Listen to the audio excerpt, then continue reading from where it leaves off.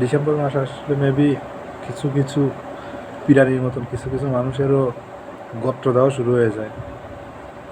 যেমন কেউ কেউ বলার চেষ্টা করে অমুক আমার ভাই, তমুক আমার ভাই, অমুক আমার শত্রু, তমুক আমার শত্রু। কোনো একটা গোষ্ঠীকে অপমান করলে তাদের আবার গায়ে কাঁপন ধরে, আবার তারা তাদেরকে ঘৃণা করে।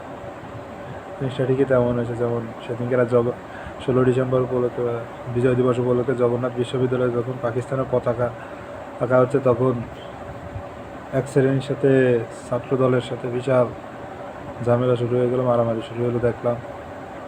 আবার বিজয় দিবসের দিন দেখলাম কিছু লোক বলার চেষ্টা করতেছে যে কি আমরা আমরা স্বাধীনতা যুদ্ধের বিপক্ষে ছিলাম না, এবং মুক্তিযুদ্ধের বিপক্ষে ছিলাম না, আমরা ছিলাম ভারতের বিপক্ষে। বাট আই হ্যাভ এম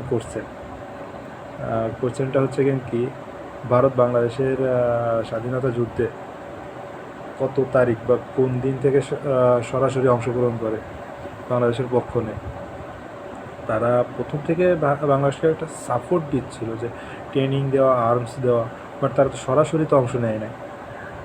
সরাসরি অংশ নিচ্ছে লোকেন যেদিনকে পাকিস্তান বিমান বাহিনী ভারতের এয়ারবেজে অ্যাটাক করে, সেদিন থেকে।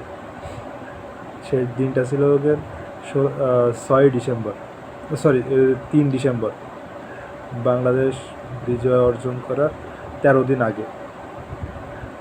তাইলে তারা কিভাবে বলে যে আমরা ভারতের বিপক্ষে ছিলাম, বাংলাদেশের পক্ষে ছিলাম, বাংলাদেশের মুক্তিযুদ্ধের পক্ষে ছিলাম? বাংলাদেশের যুদ্ধ শুরু করে চলবে 25 তারিখ, যখন পাকিস্তান অপারেশন সার্চ লাইট ঘোষণা করে বা অপারেশন সার্চ লাইট পরিচালনা করে, 26 তারিখ থেকে বাংলাদেশ মুক্তিযুদ্ধ ঘোষণা করে।